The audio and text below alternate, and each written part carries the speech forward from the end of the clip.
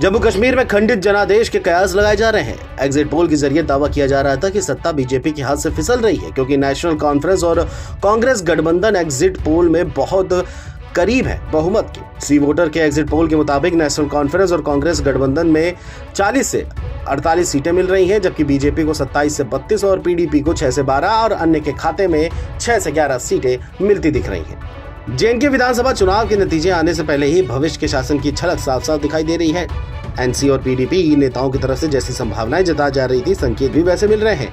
अब तो ये भी पक्का हो गया है कि जम्मू कश्मीर में जनता की चुनी हुई सरकार बन जाने के बावजूद शासन व्यवस्था में कोई खास बदलाव नजर नहीं आएगा।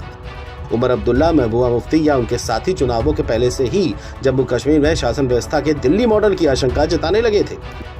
वहीं जम्मू कश्मीर में चुनाव नतीजे आने से पहले ही 5 विधायकों के मनोनयन की खबर को लेकर बवाल शुरू हो गया है। खास बात तो ये है कि नई सरकार के गठन में भी मनोनीत विधायकों की महत्वपूर्ण भूमिका होने वाली है। कांग्रेस का कहना है कि केंद्र में सत्ताधारी बीजेपी का ऐसा कोई भी कदम लोकतंत्र और संविधान के मूलभूत सिद्धांतों पर हमला होगा। अधिकांश एग्जिट पोल ने जम्मू कश्मीर में त्रिशंकु सदन का संकेत दिए हैं, इसलिए अब सभी की निगाहें उन 5 सदस्यों पर टिकी हैं जिन्हें उपराज्यपाल जम्मू कश्मीर विधानसभा में मनोनीत करेंगे।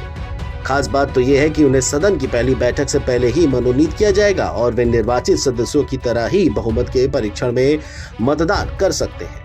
मनोनयन से सदन की संख्या 95 हो गई है और बहुमत का आंकड़ा भी बढ़ करके 48 हो जाएगा। एग्जिट पोल के अनुसार किसी भी दावेदार के अपने दम पर इस आंकड़े तक पहुंचने की संभावना ही नहीं है। ये देखते हुए कि एलजी केंद्र से मनोनीत व्यक्ति हैं, नेशनल कॉन्फ्रेंस और कांग्रेस को डर सताने लगा है और कहा तो ये भी जा रहा है कि विभाजित जनादेश की स्थिति से बीजेपी की मदद करने के लिए एलजी प्रावधान का प्रयोग कर सकते हैं।